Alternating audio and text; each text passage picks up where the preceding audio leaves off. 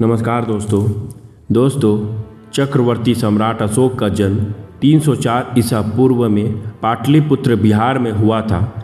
वह बिंदुसार और सुभद्रांगी के पुत्र थे। महान चंद्रगुप्त मौर्य के पोते थे। सम्राट अशोक की 4 पत्नियां थीं। उनकी पत्नी का नाम देवी, करुणावाकी, पद्मावती और तिष्याराक्ष था। उनके 4 पुत्र थे। उनका नाम महेंद्र, संघमित्रा, तीवल और कनाल था। उनकी एक बेटी भी थी। उनका नाम चारुमती था। दोस्तों, चक्रवर्ती सम्राट अशोक को मौर्य वंश के सभी राजाओं में से महान माना जाता है। सम्राट अशोक की महानता के पीछे इनके द्वारा देश और समाज के लिए किए गए कार्य और भारत के सबसे विशाल साम्राज्य का सफलतापूर्वक शासन करना रहा है। चक्रवर्ती सम्राट अशोक को देवताओं का प्रिय नाम से भी जाना जाता है। दोस्तों, चक्रवर्ती सम्राट अशोक का नाम विश्व के नामी राजाओं में लिया जाता है। विशाल मौर्य साम्राज्य की स्थापना चंद्रगुप्त मौर्य द्वारा की गई थी, जबकि इस राज्य को विस्तार करने में राजा बिंदुसार का महत्वपूर्ण योगदान था। राजा बिंदुसार चक्रवर्ती सम्राट अशोक महान के पिता थे।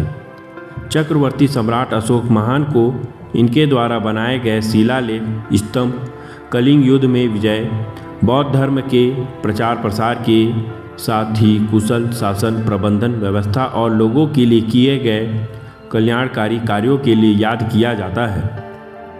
बौद्ध धर्म में भगवान बुद्ध के बाद सम्राट अशोक का नाम आता है।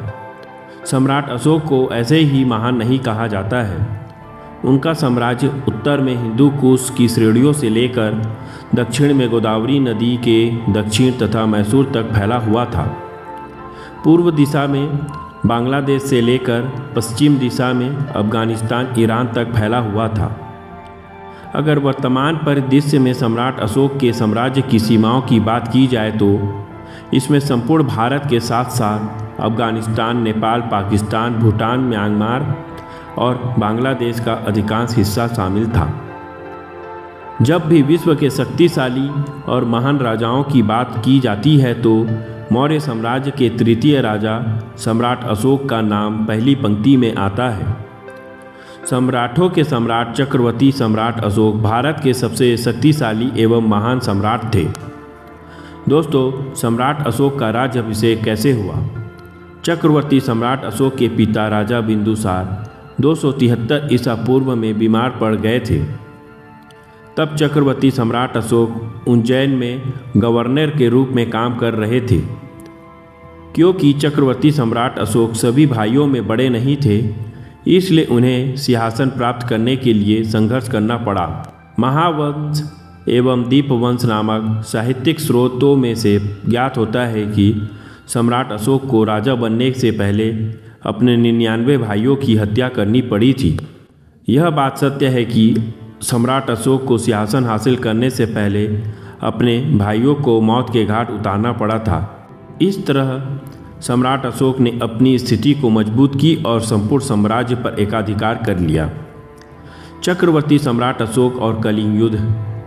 मौर्य साम्राज्य की स्थापना से पहले संपूर्ण भारतवर्ष में नंद साम्राज्य का अधिकार था और इसी नंद साम्राज्य के क्षेत्र में कलिंग भी आता था।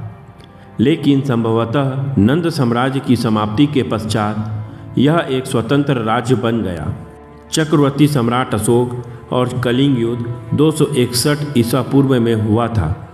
एक ऐसा भीषण युद्ध जिसकी कल्पना करना भी मुश्किल है।